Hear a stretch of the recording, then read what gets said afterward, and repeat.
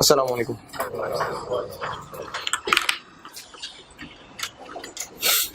दुरूद शरीफ पढ़ लो।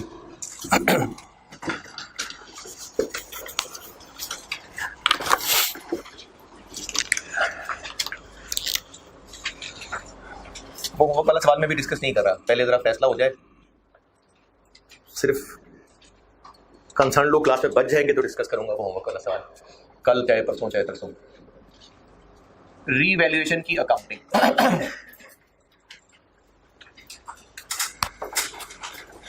रीवैल्यूएशन की अकाउंटिंग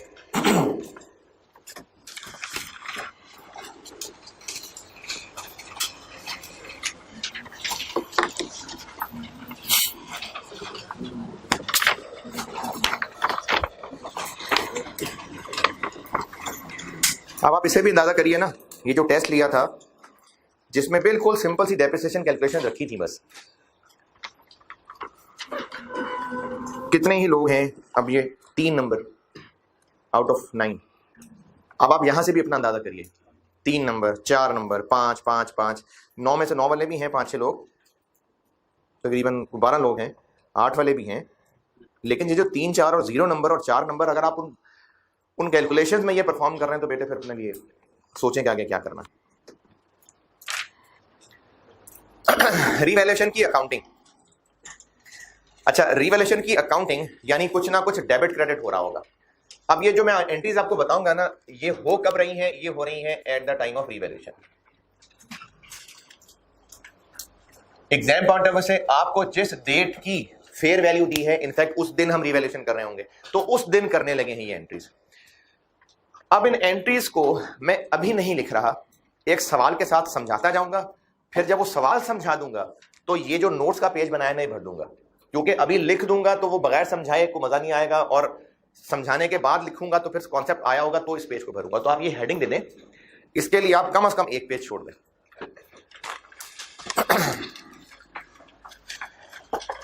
एक पेज देखिए, लिखने वाला तो उससे कम भी लिख लेगा, आपकी मर्जी है, मैनेज करना है तो। मैं आपको टोटल लाइनें बता देता हूं, तकरीबन 2 एंट्रीज बतानी है, इनफैक्ट 2 नहीं 3 एंट्रीज बतानी है, जिनमें से 2 कंपाउंड एंट्रीज हैं।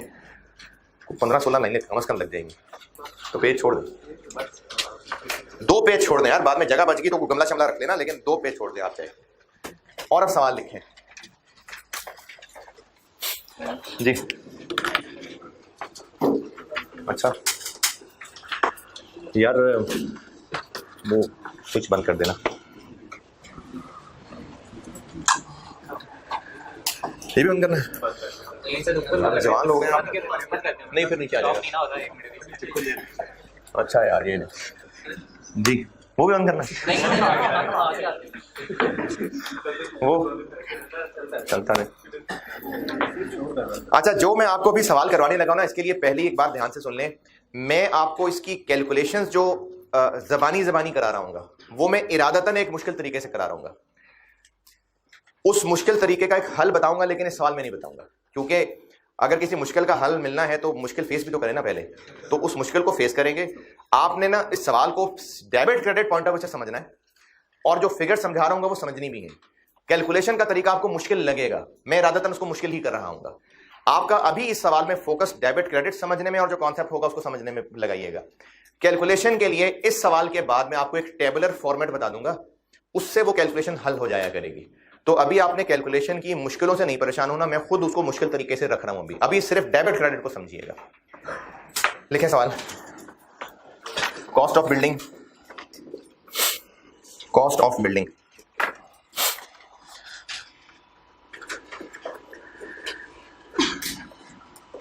$12 लाख 1.2 मिलियन। यूजफुल लाइफ 10 साल।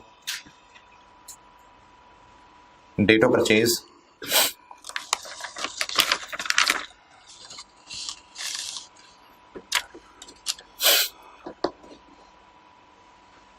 1 जनवरी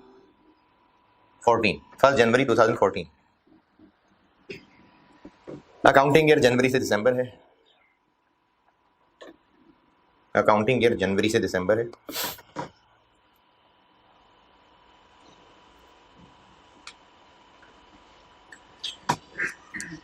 स्ट्रेट लाइन मेथड है।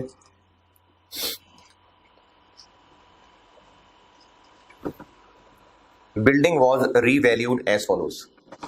Building was revalued as follows. Live बता दी ना मैंने।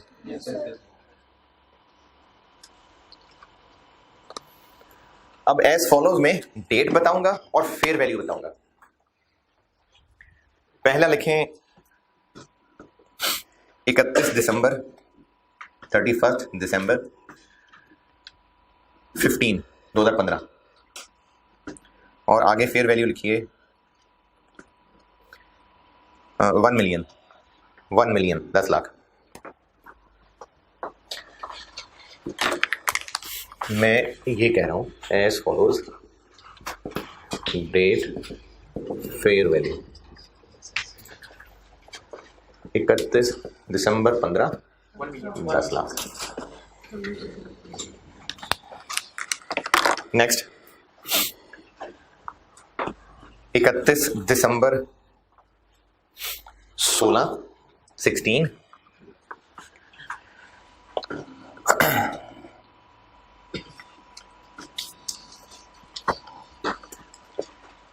$665,000 665,000। Next 31 December 17। एक नॉर्मल सवाल में ना नॉर्मली 3 रिवैल्यूएशन होती हैं, लेकिन मैं चूंकि आपको ये सिखाने के लिए कर रहा हूं तो मैं इस पे 4 करूंगा रिवैल्यूएशन। 31 दिसंबर 17 ये कर लीजिए 552,000 यानी 5,52,000। अच्छा, उसके बाद लिखिए 31 दिसंबर 19 31 दिसंबर 19 2019 और अब कर लें हैं तो भाई नहीं मर्जी थी मेरी, नहीं की रिवैल्यूएशन 19 में की नहीं था तब 19 में की है और 19 में कर लें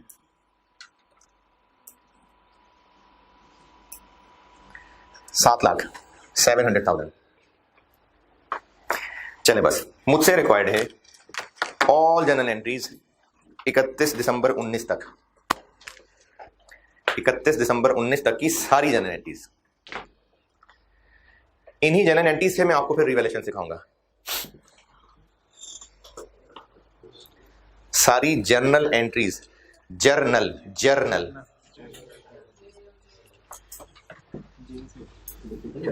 है जी, सिखाना है ना मैंने तो मैं कर रहा हूं। चले जी, पहली एंट्री 1 जनवरी 14। मैंने कहा है सारे एज की एंट्रीज 31 दिसंबर 19 तक। तो 1 जनवरी 14 क्या किया है? बिल्डिंग डेबिट कैश क्रेडिट कितने की? 12 लाख की। अच्छा, अगर आपसे एंट्रीज रिक्वायर्ड हो और मना ना किया हो, यानी ये ना कहो कि नरेशंस नॉट रिक्वायर्ड, तो फिर बेहतर है कि आप नरेशन लिखा करें, आपके अपने लिए बड़ी आसानी होगी। नंबर नहीं मिलते लेकिन आपके लिए फायदा है, आपको गलती होने के चांस कम हो जाते हैं। और नरेशन इस पे ना कोई लंबी चौड़ी कहानियां नहीं लिखी होती कि ऑन 1 जनवरी अल्हम्दुलिल्लाह we went to market and negotiated very well and purchase फलानी बिल्डिंग। बस बिल्डिंग परचेज, बस इतनी नरेशन होती है जो थोड़ी बहुत ट्रांजेक्शन को पहचान बता दे। बस आगे 1 जनवरी 14 से आगे चलना शुरू करें। 31 दिसंबर 14 आएगा तो 31 दिसंबर 14 पे डेप्रिसिएशन चार्ज हो जाएगी, depreciation debit, accumulated depreciation credit, depreciation for 2014 कितनी? 120।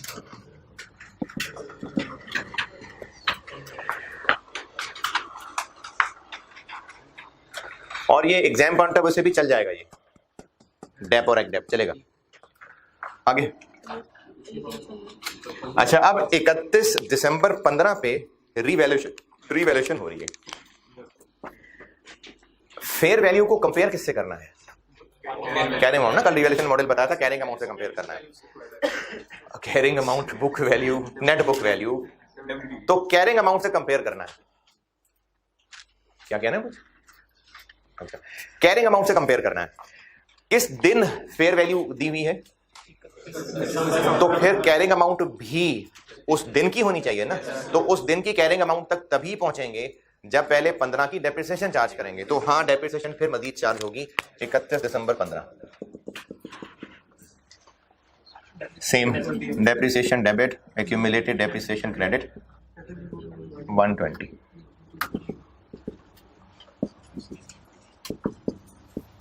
फॉर 2015।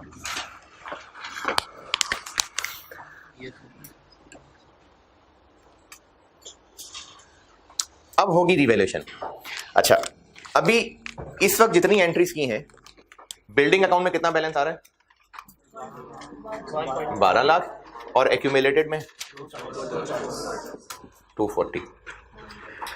जब रीवैल्यू करेंगे ना, तो रीवैल्यूएशन करते हुए देखें, हर काम का एक प्रोसीजर होता है। तो रीवैल्यूएशन का एक प्रोसीजर ये है कि जब एसेट की वैल्यू को नया करने ही लगे हैं, तो उस वक्त तक जो चार्ज हो चुकी थी एक्यूमुलेटेड, वो इसी में ही नेट कर दें, ताकि पूरी बिल्डिंग ही फिर नई वैल्यू पे आए। दोबारा, बिल्डिंग में अभी अलहदा बैलेंस आ रहा है 12 लाख का, और एक्यूमुलेटेड में अलहदा से बैलेंस आ रहा है 240 का। जब हम बिल्डिंग की वैल्यू चेंज करने लगे, रीवैल्यू करके कहां तक पहुंचाने लगे? कितनी? 10 लाख तक ना। तो हम जब इस बिल्डिंग को नया करने ही लगे हैं, तो फिर जो पुरानी एक्यूमुलेटेड थी उसको भी खत्म करके इसी में नेट कर देते हैं। इस काम को कहते हैं एलिमिनेशन ऑफ एक्यूमुलेटेड डेप्रिसिएशन। जो पेज छोड़ा है वहां आइए, ये वाला। जब भी रिवैल्यूएशन होगी उस वक्त दो एंट्रीज होंगी। पहली एंट्री होगी elimination of accumulated depreciation,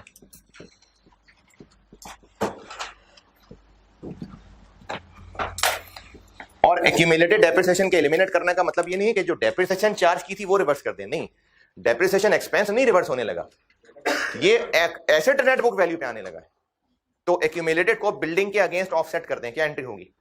accumulated को बिल्डिंग से नेट करना है, क्या एंट्री करें? एक्यूमुलेटेड को डेबिट कर देंगे, एसेट को क्रेडिट कर देंगे। तो इसमें एक्यूमुलेटेड डेबिट ही हुआ करेगी, और जो भी इसका रेलेवेंट एसेट है वो क्रेडिट ही हुआ करेगा। और अमाउंट क्या होनी चाहिए? डिफरेंस किसमें? उस वक्त जितनी भी एक्यूमुलेटेड डेप्रिसिएशन है, हम उसको एसेट में नेट करना चाह रहे हैं। तो कितनी? इस सवाल की बात करें तो 240। यानी इसके लिए हम याद ये रख लेते हैं कि इस एंट्री की अमाउंट हुआ करेगी जितना भी बैलेंस है फॉर दैट एसेट, किस वक्त? At the time of revaluation. तो इस सवाल के साथ साथ ना, ये जो पेज छोड़ा था ना, ये उसके नोट बनते जा रहे हैं। तो पहली एंट्री जो रीवैल्यूएशन के टाइम पे होगी, एक्यूमुलेटेड डेप्रिसिएशन को एसेट में से नेट कर देंगे। और इस सवाल के सॉल्यूशन पे आऊं तो 31 दिसंबर 15 एक्यूमुलेटेड डेबिट और बिल्डिंग क्रेडिट 240।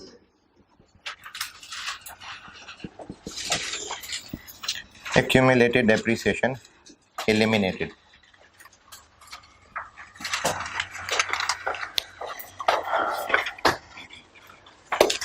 यार गर्मी लग रही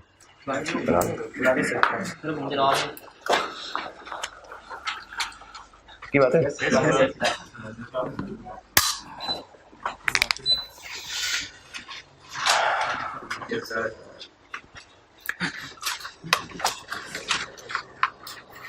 तो रिवैल्यूएशन के टाइम पे एक काम ये होगा कि एक्यूमुलेटेड को एसेट में से नेट कर देंगे। अच्छा, अब इस एंट्री के बाद बिल्डिंग नहीं, एक्यूमुलेटेड डेप्रिसिएशन के अकाउंट में क्या बैलेंस रह गया? 0, खत्म हो गया। बिल्डिंग अकाउंट में कितना बैलेंस आ गया? 960। अब बिल्डिंग अकाउंट में 960 आ गया हुआ है। हमने इस 960 को रीवैल्यू करके कहां तक पहुंचाना है? तो बढ़ाना है, कम करना है? बिल्डिंग मजीद डेबिट, बिल्डिंग हो जाएगी डेबिट। 40 कैसे? अभी इस वक्त बिल्डिंग के टी अकाउंट में जो बैलेंस है वो 960 बन गया हुआ है इस एंट्री की वजह से, और उसको हमने 1 मिलियन तक पहुंचाना है। तो 40 से ये बिल्डिंग हो जाएगी अपवर्ड रिवैल्यू। अगर अभी अभी इस बिल्डिंग को बेच देते तो शायद 1 मिलियन की बिक जाती, तो प्रॉफिट हो जाता ना, और 40,000 का प्रॉफिट होता। ये वाकई एक इनकम होती और हमें ये मिल भी गई होती, रियलाइज भी हो गई होती, क्योंकि इसको बेचा होता, वाकई ही 40,000 की इनकम हुई होती।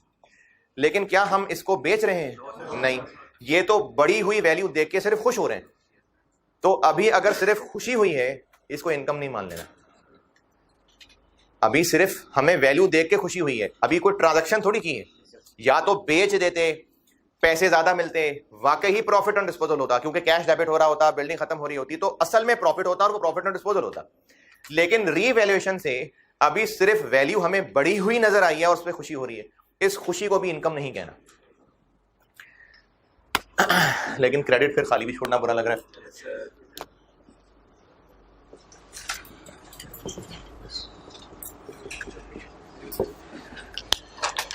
एसेट तो बढ़ रहे हैं ना, तो अब अगर एसेट बढ़ेगा तो या तो लायबिलिटी बढ़ रही होगी या इक्विटी बढ़ रही होगी। तो बिल्डिंग की वैल्यू बढ़ाने से बिजनेस की लायबिलिटीज पे कोई फर्क पड़ रहा है? नहीं, लायबिलिटीज को क्या लगे। तो फिर ये खुशी किसको हो रही है? इक्विटी वालों को। तो इस वैल्यू को बढ़ाना है और इस बढ़ाने को इनकम अभी नहीं कह सकते, तो इसके लिए हम इक्विटी ग्रुप से ही ताल्लुक रखने वाला एक अकाउंट क्रिएट करते हैं और उसको कहते हैं रीवैल्यूएशन सरप्लस।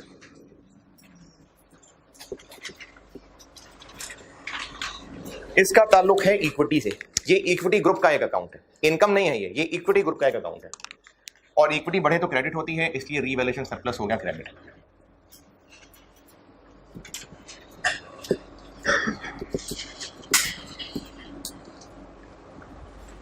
तो रीवैल्यूएशन के टाइम पे दो एंट्रीज हो रही हैं, पहली एक्यूमुलेटेड को एलिमिनेट करना और दूसरा एसेट को फिर फेयर वैल्यू तक पहुंचाना। और अभी वो चूंकि बढ़ाया है तो बिल्डिंग डेबिट, लेकिन इसको हम इनकम नहीं मान सकते। इक्विटी ग्रुप का एक अकाउंट क्रिएट होगा रीवैल्यूएशन सरप्लस।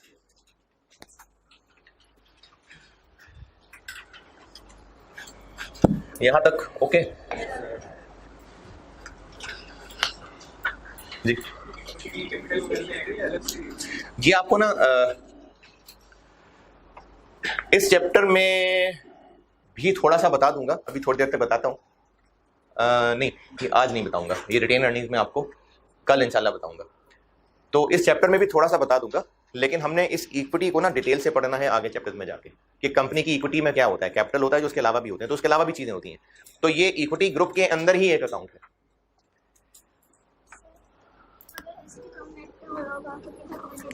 वो जो एसेट, अच्छा सवाल ये है कि अगर एसेट अकाउंट बन ही नेट बुक वैल्यू पर रहा है तो फिर ये वाली एंट्री होगी? नहीं। तो उसकी इसका जवाब ये है कि ये एसेट नेट बुक वैल्यू पे बनता ही नहीं है। ये तो सिर्फ सवालों में कुछ मुश्किलों के लिए इसको काम चलाया हुआ है कि चलो भी नेट बुक वैल्यू पे अकाउंट बना दिया, वरना असल में नहीं होता। असल में एक्यूमुलेटेड डेप्शन का अकाउंट होता है। और हम लोग पढ़ रहे हैं IAS 16। IAS लगते ही कंपनीज पे हैं और कंपनी लाजमी अकाउंट अलग अलग बना रही होती, बनता ही नहीं नेट बुक वैल्यू के ऊपर। तो इसलिए रिवैल्यूएशन के सवाल में तो लाजमी ही अलग होगा। चलें 31 दिसंबर 15 से आगे बढ़ते हैं। 31 दिसंबर 15 पे अभी रीवैल्यू कर लिया, तो चलो रीवैल्यू कर ही लिया है तो फिर डेप्शन भी साथ ही चार्ज कर दें। क्यों? क्योंकि 15 की तो कर चुके हैं ना, अब अगले साल बारी आएगी। तो अगले साल 31 दिसंबर 16 पे जाके डेप्रिसिएशन चार्ज कर लेते हैं फिर से 120। क्यों? क्योंकि एसेट की वैल्यू बदल गई, हमें डेप्रिसिएशन के फार्मूले में इनपुट्स बदलने पड़ेंगे। तो अब डेप्रिशिएट होने के लिए 1 मिलियन के पास जिंदगी कितनी बची है? 8 साल।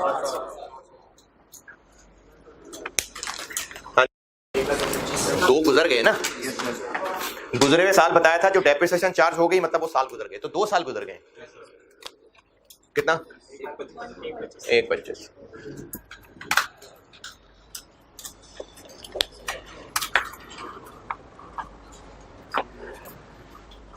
फिर आगे फिर रिवैल्यूएशन हो गई, तो फिर से यही 2 काम कर लेते हैं। पहला काम, एक्यूमुलेटेड को हम एलिमिनेट करेंगे, एक्यूमुलेटेड डेप्रिसिएशन डेबिट और बिल्डिंग क्रेडिट। और अभी एक ही तो साल गुजरा है, तो एक्यूमुलेटेड में बैलेंस कितना आ रहा है? यही 1.25 ही आ रहा है। 15 तक वाला तो खत्म कराए थे ना, तो अब तो बैलेंस आया ही यही है, तो बस यही बैलेंस है।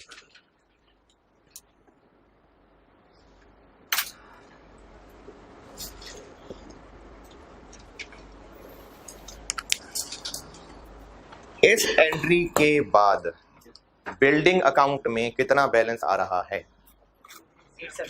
कितना? 875। कैसे? क्योंकि हम अभी उसको 1 पे रीवैल्यू कर गए थे और इस एंट्री में 125 कम कर दिया, तो बिल्डिंग में अभी कितना बैलेंस रह गया? 875। कहां तक बढ़ाना है या गिराना है? गिराना है। चले गिरा देते हैं जी, बिल्डिंग कर देते हैं क्रेडिट। ये मैंने 2 लाइनों की जगह छोड़ी है। कितने से? 210।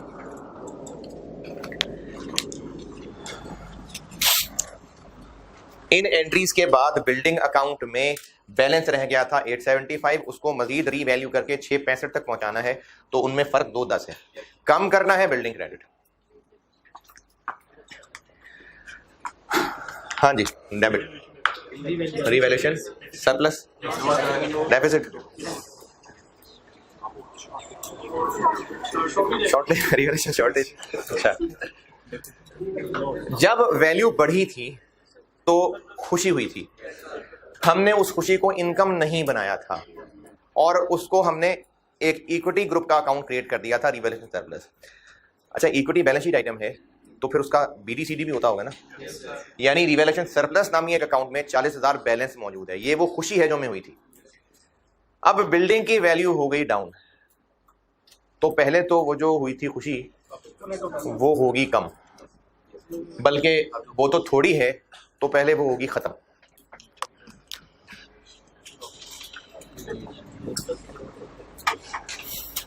इसको 40 से ज्यादा डेबिट नहीं कर सकते क्योंकि खुशी थी इतनी, लेकिन वैल्यू और डाउन है।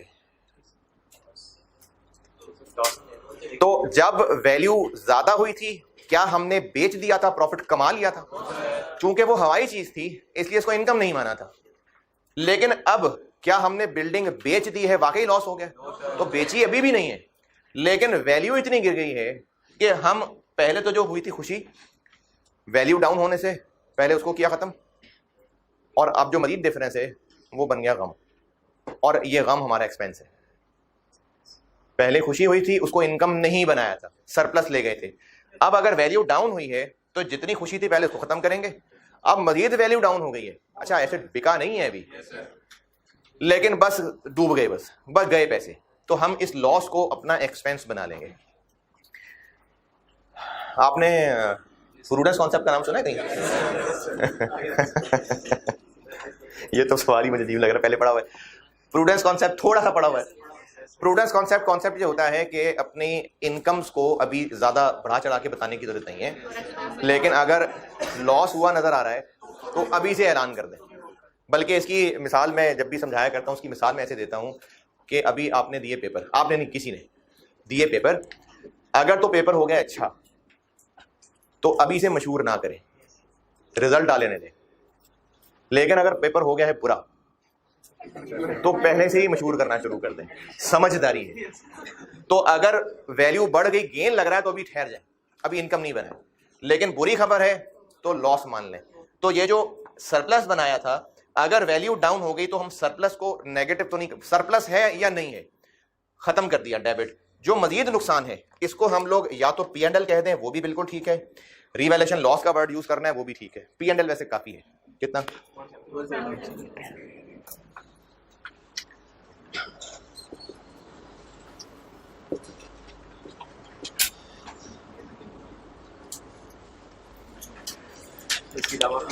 क्या? रिवैल्यूएशन लॉस डेट ही है ना, ये ले यार, ये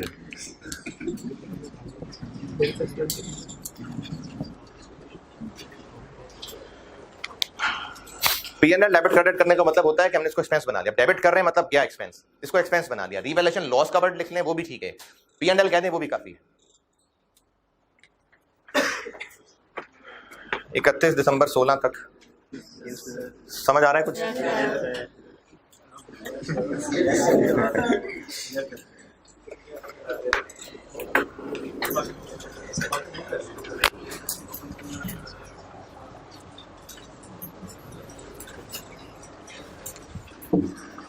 इकतीस दिसंबर 16 से आगे चलते हैं। 31 दिसंबर 17, डेप्रिसिएशन डेबिट और एक्यूमुलेटेड डेप्रिसिएशन क्रेडिट। हाँ जी, कितना? अब 665,000 के पास जिंदगी बची है, 7 के 8,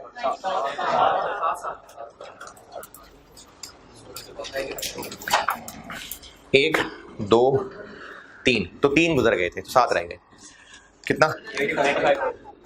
95,000। फिर से रिवैल्यूएशन हो गई, तो फिर एक्यूमुलेटेड डेप्रिसिएशन को एलिमिनेट करेंगे और बिल्डिंग हो जाएगी। एक्यूमुलेटेड में आया ही इतना है अभी 95।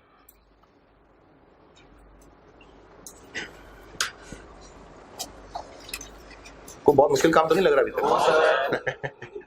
अरे बड़ी आसान है यार।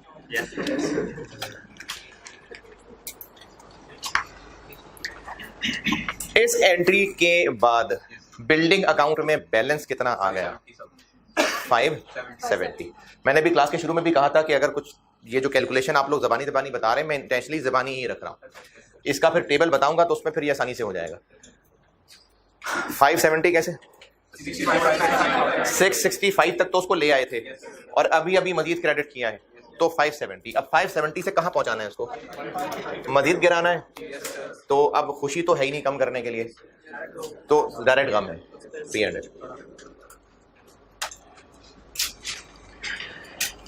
570 से 552 पे लाना है 18।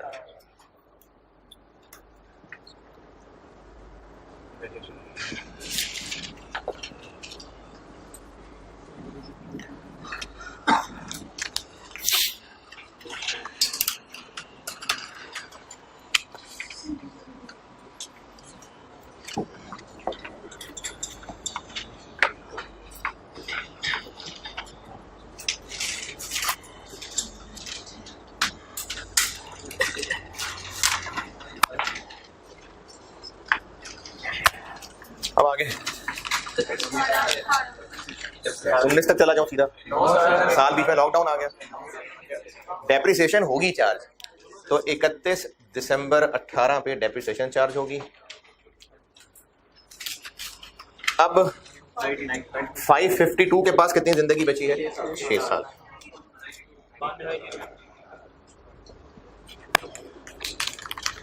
$92।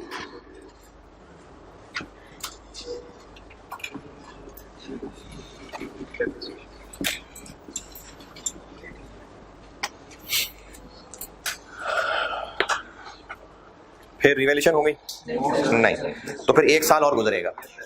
31 दिसंबर 19, 92।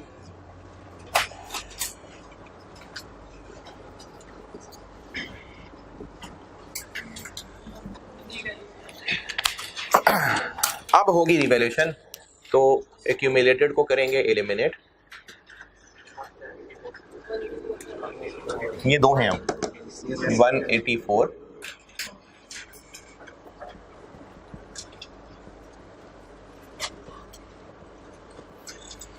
चले अब एक मुश्किल एंट्री होने लगी है। यहां तक जो लिखने में है पहले पहुंच जाए, यहां तक बोर्ड फिर दिखा दें यार, सारा स्लो स्पीड से पॉज करके लिख लिया करें। यहां तक पहुंच जाए सारे, फिर बताता हूँ ये एंट्री है। हाँ? क्या करें फिर? क्या क्या क्या क्या कैसे?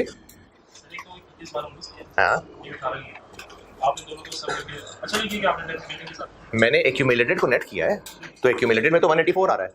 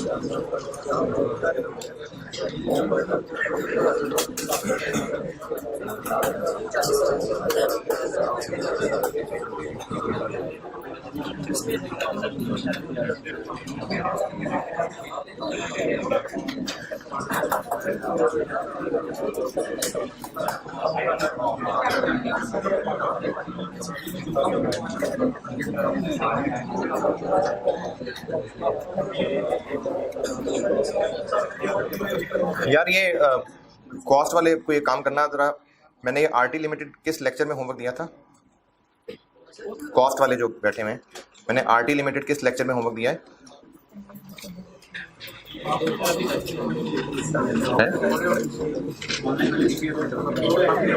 यार मैं कॉस्ट वालों का मुझसे जो कॉस्ट पढ़ रहे हैं उनका पूछ रहा हूँ। नहीं फिजिकल क्लास वाले यार, फिजिकल क्लास वाले। ऑटम 9 था आरटी लिमिटेड, जिसका सोल्यूशन किया था मैंने पेज 20 में। ठीक है सर।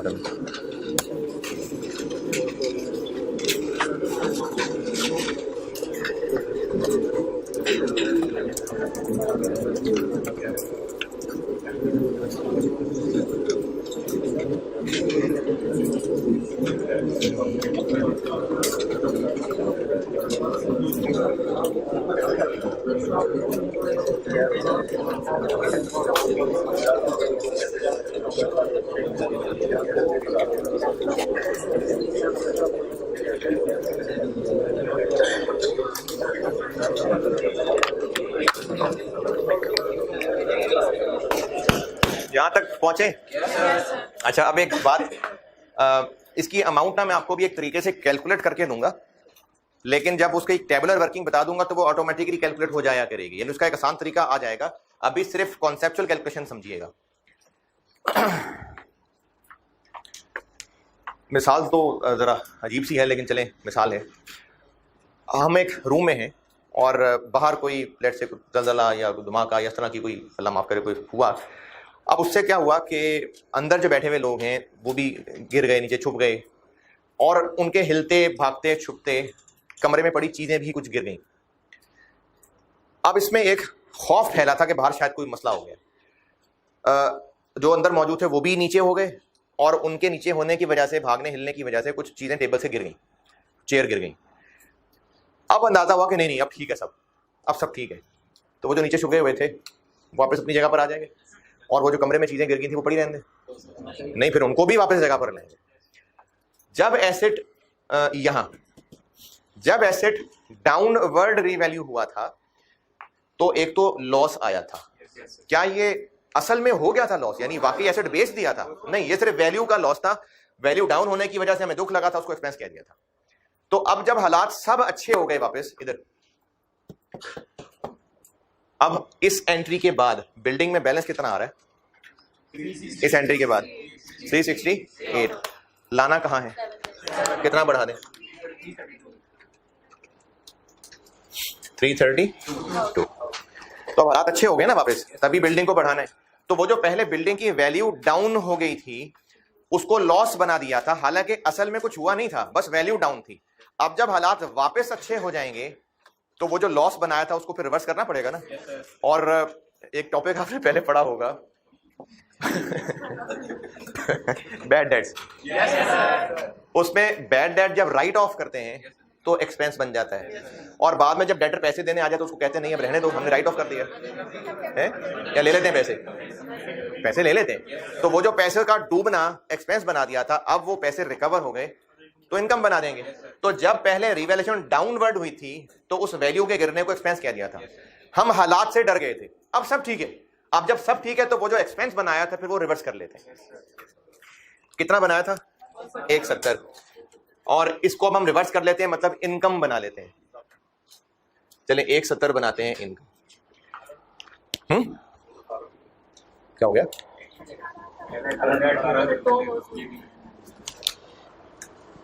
18 को भी बना ले, फिर उसको क्यों छोड़े?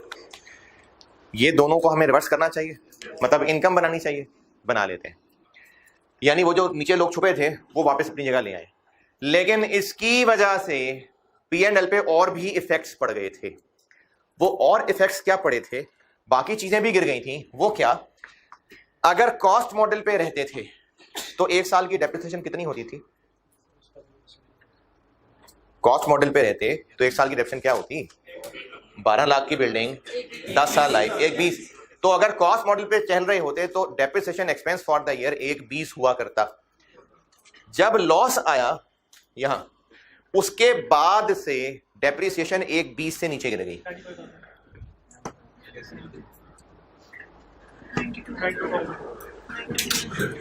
तो हमने एसेट की वैल्यू डाउन कर ली थी, हम नीचे छुप गए थे तो टेबल से बाकी चीजें भी नीचे गिर गई थी। अब हम जब वापस खड़े होंगे तो वो चीजें भी ठीक करके रखेंगे। तो जो लॉस हमने चार्ज कर लिया था और अब इसको इनकम क्यों बना रहे हैं? कि अब हालात सब ठीक हो गए। तो अब जब सब ठीक हो गया तो इसकी वजह से जो बाकी असरात पड़े थे फिर वो भी ठीक करने चाहिए। तो बाकी असरात ये पड़े थे कि डेप्रिसिएशन 2017 में 5,000 कम, नहीं 25,000 कम चार्ज हुई थी। 25 कैसे? फिर 3, 28, फिर 28। तो अगर हम पहले चार्ज हो चुके लॉस को रिवर्स करना चाह रहे हैं तो जो इसकी वजह से डेप्रिसिएशन कम चार्ज हुई थी फिर उसको भी पूरा करें। और कम किससे कंपेयर करके? पिछले साल से नहीं, कॉस्ट मॉडल। पहला साल नहीं, कॉस्ट मॉडल। ये पहले साल वाली गलतफहमी कल परसों हो जाएगी, मोस्ट प्रॉब्ली परसों।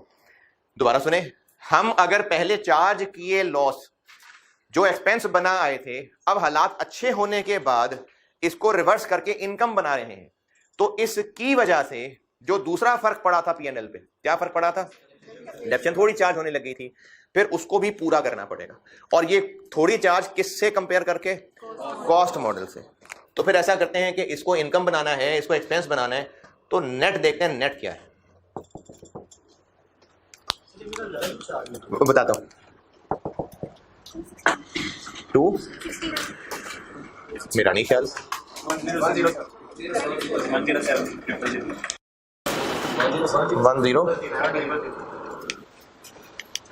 तो वो जो पहले कभी लॉस चार्ज हुआ था, जब आइंदा कभी हालात अच्छे हो गए तो फिर वो लॉस रिवर्स होगा और उसकी वजह से जो डेप्रिसिएशन कम चार्ज हुई थी फिर वो भी पूरी करनी पड़ेगी। अच्छा, जिनको भी ये थोड़ा बहुत भी समझ आया होगा तो एक सवाल फौरन बनना चाहिए कि इसका क्या भाई? अरे हाँ ठीक है, यहां पर ज्यादा भी तो हुई है, तो इसका क्या करें? इसका कल करेंगे। इसका कल करना है, वो कल एक चीज सिखानी है, उसमें इसका होगा। अभी कुछ नहीं होगा इसका, कल एक चीज सिखानी है, उसमें इसका कुछ ना कुछ काम हुआ करेगा। अच्छा, अब वो जो चीज सिखानी है वो आज वाले सवाल में नहीं है, तो आज वाले सवाल में एक लाइन और लिखें।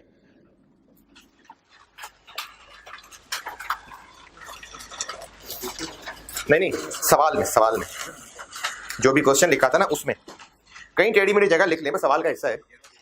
जो नोट्स का पेज छोड़ा था उसकी बात नहीं कर रहा, क्वेश्चन के डाटा में एक लाइन लिखें, company does not transfer.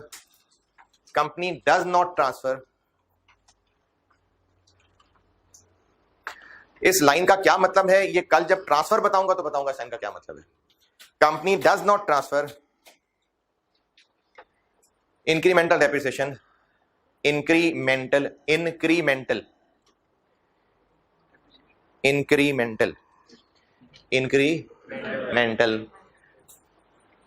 depreciation, incremental depreciation to retained earnings.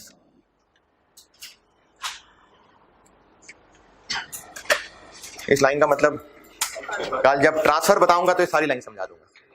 तो इसलिए अभी आज के लेक्चर में इसका कुछ नहीं किया, आज सिर्फ इस कम वाले का किया है।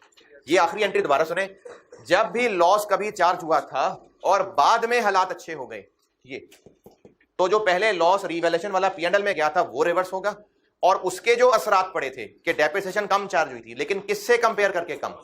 कॉस्ट मॉडल से, पिछले साल से नहीं, कॉस्ट मॉडल से, उसको इसमें से नेट करेंगे, क्योंकि ये इनकम बनानी है, ये मजीद डेप्रिसिएशन चार्ज करनी है, तो नेट अमाउंट के साथ एक ही ट्रीटमेंट कर लेते हैं। तो अब हम इसको इनकम बना देंगे। ये लॉस था और ये थी अंडर चार्ज्ड डेप्रिसिएशन, इसको बनाएंगे इनकम, यानी ये जाएगा P&L में। तो अभी तो एंट्री पूरी नहीं हुई, मजीद क्रेडिट चाहिए। पिछला हिसाब साफ हो गया, अब ये जो मजीद वैल्यू का बढ़ना है, ये फिर खुशी शुरू हो गई। पहले पिछला गम खत्म हुआ है, अब फिर खुशी में ट्रांसलेट हो गया, सब हंसी खुशी रहने लगे। तो इस खुशी के लिए क्या अकाउंट?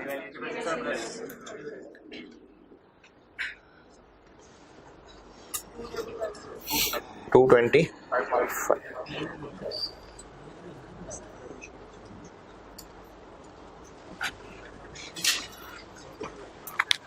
तो रिवैल्यूएशन सरप्लस क्रेडिट 225,000 जी।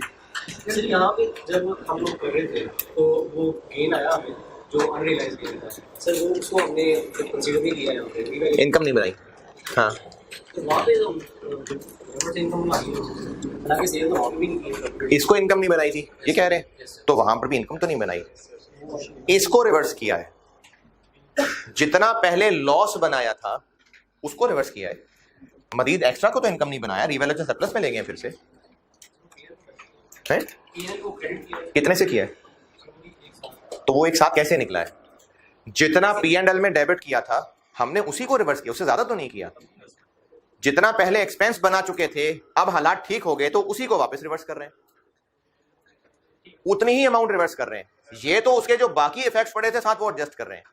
अब जो इससे ज्यादा बढ़ गया है वो तो सरप्लस में ही जा रहा है जी। अरे अभी पहला सवाल किया यार, अभी 3-4 दिन रिवैल्यूएशन ही होनी है, पहले शेयर टाइम में पक्के हो जाए, चीते हो जाए, फिर रिड्यूसिंग की बारी आएगी जी। हाँ जी, अंडर चार्ज्ड डेप्रिसिएशन, यानी जितनी डेप्रिसिएशन कम चार्ज हुई थी। क्या रिवैल्यूएशन ऑफ बिल्डिंग? वो असल में उसका साया पड़ रहा था ना, वो सरप्लस ही हो गया।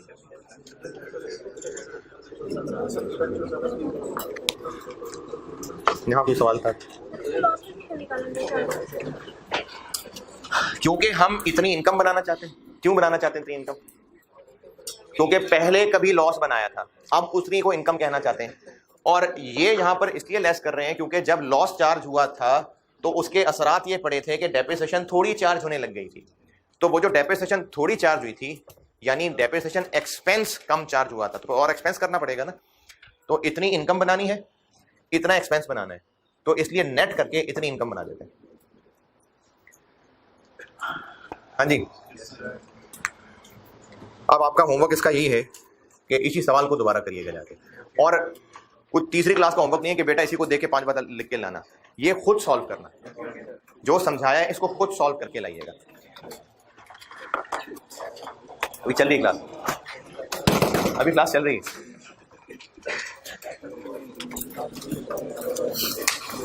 अच्छा, मैं ज्यादा लेट हो गया, इतना लेट होना उम्मीद नहीं की थी, लेकिन कुछ हालातों वाकयात ऐसे थे कि मैं होश में नहीं रहा था, तो इसलिए मैं यहाँ लेट हो गया, वरना बाकी क्लासेस में मैंने ये 14-15 क्लासेस के बाद बात कर ली थी। आपको 21 क्लासें लग गई ये बात पहुंचने में। बात ये है कि जैसे अभी अंसारी साहब यहाँ कह रहे थे कि आप लोगों का करियर है, और उन्होंने यहाँ बीच में एक जुमला भी बोला कि अल्लाह को जवाब देना पड़ जाएगा। तो हमारा ईमान ये है कि यहाँ दुनिया के अंदर हमेशा रहना नहीं है। अच्छा, कब जाना है दुनिया से? अपना डिसीजन होगा? नहीं। जाना कहाँ है हमने डिसाइड करना? नहीं। अच्छा, इस दुनिया में जितने लोग भी दुनिया में जिंदा मौजूद हैं, वो इस दुनिया में जब आए हैं तो ये उनका डिसीजन था कि दुनिया में आना है? नहीं।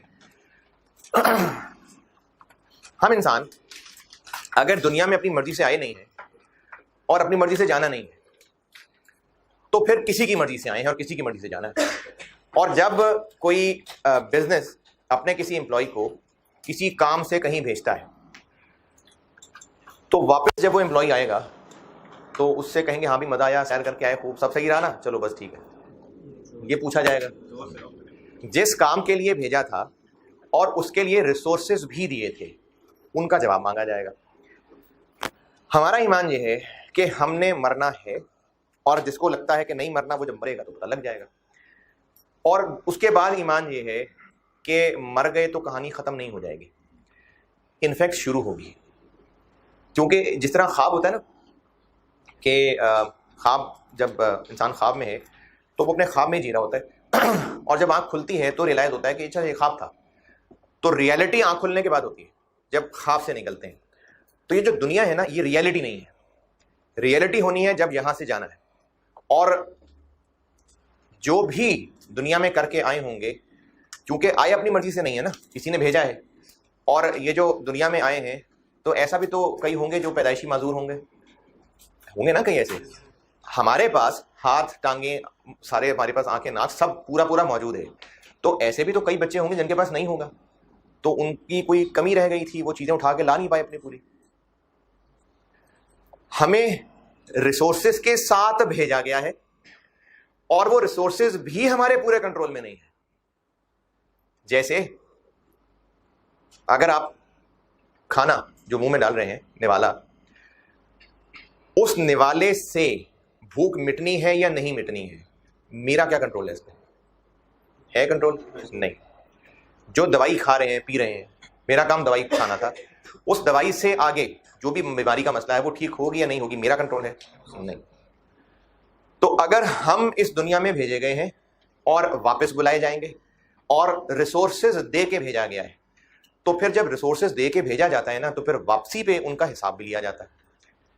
तो ये पहचानना बड़ा जरूरी है मेरे बच्चों कि हमें अल्लाह ने भेजा है, और जब भेजा अल्लाह ने, वापस अल्लाह के पास जाना है, रिसोर्सेज अल्लाह ने दिए, और ये जो इस वक्त हम जहां भी रह रहे हैं ये सारा कुछ अल्लाह का है, तो फिर इसका हिसाब भी अल्लाह ने लेना है। और चूंकि इंसान वो मखलूक है, और जिन भी, इंसान वो मखलूक है जिसके लिए इस दुनिया की जिंदगी के बाद इसका रिवॉर्ड है, और वो रिवॉर्ड बस दो ही है, या तो वो हमेशा की जन्नत है या वो हमेशा की दौलत है। हाँ, बीच में एक इंटरम फेज है कि जो, इंटरम तो नहीं कहूँगा इसको, कि जो होगा ईमान वाला लेकिन जाएगा दौलत में, तो वो अपनी सदा पूरी करने के बाद फिर नहा धो के जन्नत में आ जाएगा। लेकिन अगर इस फेज को छोड़ दें तो या हमेशा की दौलत है या हमेशा की जन्नत है। और इसका फैसला किसी लकी ड्रॉ से नहीं होना है। ऐसा नहीं होगा कि पर्चियां डलेंगी, इत्तेफाक से जिसका नाम निकल आया वो भंगड़े डालता हुआ जन्नत में चला जाएगा, और जिसका नाम नहीं निकला वो दौलत में। ऐसा नहीं है। ये रिजल्ट उसी पेपर का ही निकलना है जो आपने दिया होना, जो हमने दिया होना। आई कैप ने आपको डेट दे दी कि मार्च में एग्जाम्स होंगे, तो आप अक्लमंद हैं तो उन एग्जाम्स की तैयारी कर रहे हैं। अगर आई कैप कहता कि एग्जाम्स कभी भी हो सकते हैं, तो फिर अक्लमंदी का तकाजा क्या होता कि हर वक्त एग्जाम्स के लिए तैयार रहें। हमें ना असल में धोखा क्या लग गया है? धोखा ये लग गया है कि अभी हैं आप 20, 21, 22 साल के, इतनी एज होगी, तो अभी आपने कुछ 25, 30, 40 साल और जिंदा रहना है। तो चलो 25, 30 साल जिंदगी तो गुजारे ना, उसके बाद जब बूढ़े हो जाएंगे, कोई और जिंदगी में बुराइयां करने के काबिल नहीं रह जाएंगे, तो चलो ठीक है, फिर माफी तो अल्लाह बड़ा रहीम है, माफ कर देगा। आपको किसने कहा है कि आप वाकई 60 साल तक जिंदा भी रहने वाले? किसी के पास कोई लिखा हुआ, कोई गारंटी मिली हो कहीं से, कोई फरिश्ते से डील हुई हो? है कोई ऐसा? किसी के पास नहीं। और अगर इस बात को मानने में कि नहीं नहीं अभी है टाइम,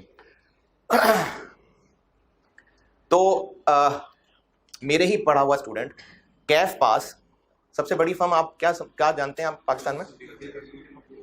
पाकिस्तान में टॉप पे अगर फर्गूसन में इंडक्शन हो चुकी, ज्वाइनिंग होनी है, और वो फौत हो गया। ये मेरा ख्याल है 2019 की बात है। आप ही की तरह का बच्चा है, कैफ फर्स्ट अटेम्प्टर है, मेरा ख्याल है फर्स्ट अटेम्प्टर था, मेरा स्टूडेंट था, इंडक्शन हो गई है और उसके बाद उसकी जिंदगी नहीं है। और बहुत सारी मिसालें हैं, और स्टूडेंट बताता हूँ।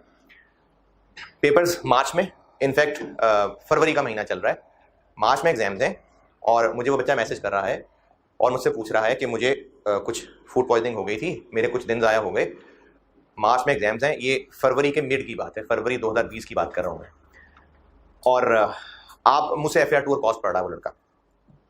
आप मुझे बता दें, कैसे गाइड कर दें, मैं कैसे एग्जाम की तैयारी करूँ, मैं बहुत परेशान हूँ, जो आप कहेंगे मैं वैसे करूँगा। और मैं उसको तसल्ली दे रहा हूँ कि लेक्चर्स कवर कर लो, ये कर लो, वैसे कर लो, वैसे कर लो। और मेरा जो जुमला जो मुझे बहुत बाद में तंग भी करता रहा, और मैं उसको मैसेज में लिख रहा हूँ, you still have enough time, you still have enough time. और उस दिन के तकरीबन 3 या 4 दिन के बाद उस लड़के की मौत वाक़ई हो जाती, और मैं कह रहा हूँ you still have enough time. तो आप यहाँ CA करने आए हैं, बिल्कुल करिए, ज़रूर करिए, अपना कैरियर बनाइए, बिल्कुल बनाइए, लेकिन अक्लमंद वो है जो क्लास टेस्ट के लिए तो जान मार दे और ICAP के एग्जाम में जाके क्या खैर है, देखा जाएगा। वो अक्लमंद स्टूडेंट है जो क्लास टेस्ट के लिए तो जान मार रहा है और ICAP के एग्जाम को कहे खैर है, फेल हो गए तो क्या हो जाएगा, अक्लमंद स्टूडेंट है। आप लोग CA में अपनी जवानी के 5-6 साल लगाने को तैयार हैं और ये 7, 8, 10 तक भी पहुंच सकते हैं। क्यों लगाने को तैयार हो गए?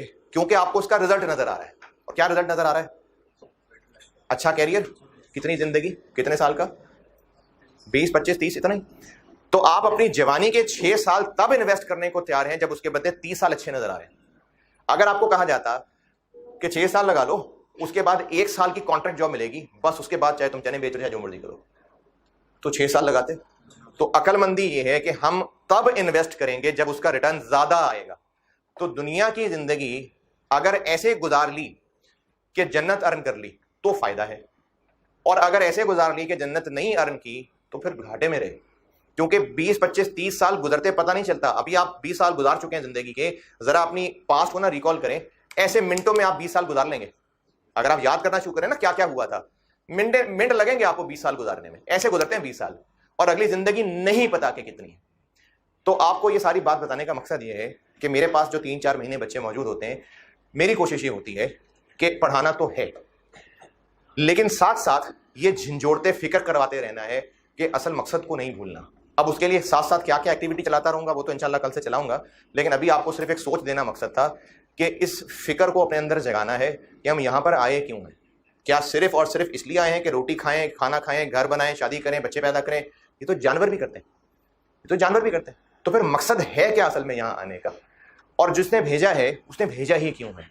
ये जब तक हमें फिक्र अंदर नहीं बनेगी ना, फिर इंसान के जवाब भी तलाश नहीं करेगा, उसके लिए एफर्ट भी नहीं करेगा। तो इसी फिक्र को अलाइव रखने के लिए इंशाल्लाह रोज थोड़ी थोड़ी बात जो है ना, वो अकाउंटिंग के साथ साथ अकाउंटिंग ही पढ़ाऊंगा आपको, लेकिन साथ साथ इंशाल्लाह और वैल्यू एडिशन चलती रहेगी। अल्लाह हाफिज़, कल मुलाकात होगी।